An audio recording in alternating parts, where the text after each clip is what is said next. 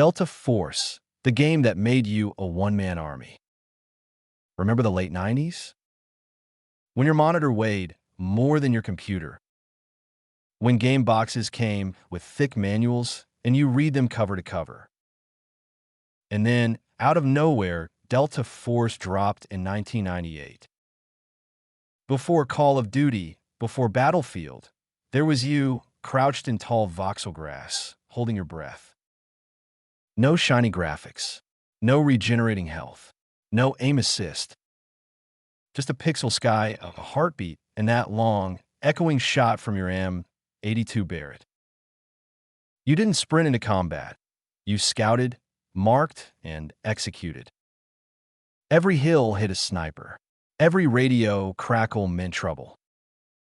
And when that mission text faded in, eliminate enemy officer, exfiltrate alive, you knew the next half hour was yours alone. NovaLogic didn't play by the rules. While other games trapped you in corridors, Delta Force gave you miles of open terrain. It looked rough, blocky, almost like clay, but it felt limitless. You could crawl a full kilometer, line up your shot, and hit a moving target so far away they looked like ants. And that hit sound, that sharp, hollow thunk, that was pure satisfaction. If you played multiplayer, you remember NovaWorld. It wasn't fancy, just lag, chaos, and legends. Sniper Hill, Desert Storm, Base Rate, games that lasted all night, sometimes all weekend. You didn't need voice chat, you had chat lines and instincts. And when someone typed enemy down, you believed them. Then came Delta Force 2, Land Warrior, and Task Force Dagger. Better graphics, real scopes, laser sights, but the heart stayed the same. You were still that quiet professional in the shadows, taking the shot nobody else could. And when Black Hawk Down landed in 2003, it brought Hollywood to your CRT. Somalia, convoy ambushes, door-to-door combat, and a soundtrack that could raise goosebumps on steel. That game turned boys into tacticians and made TeamSpeak a household name.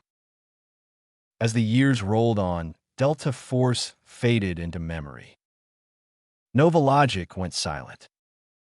The voxel fields disappeared into the dust of time. Modern shooters chased realism, but they lost the soul.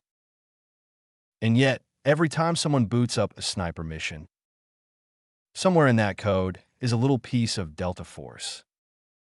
A relic of a time when war games weren't about points.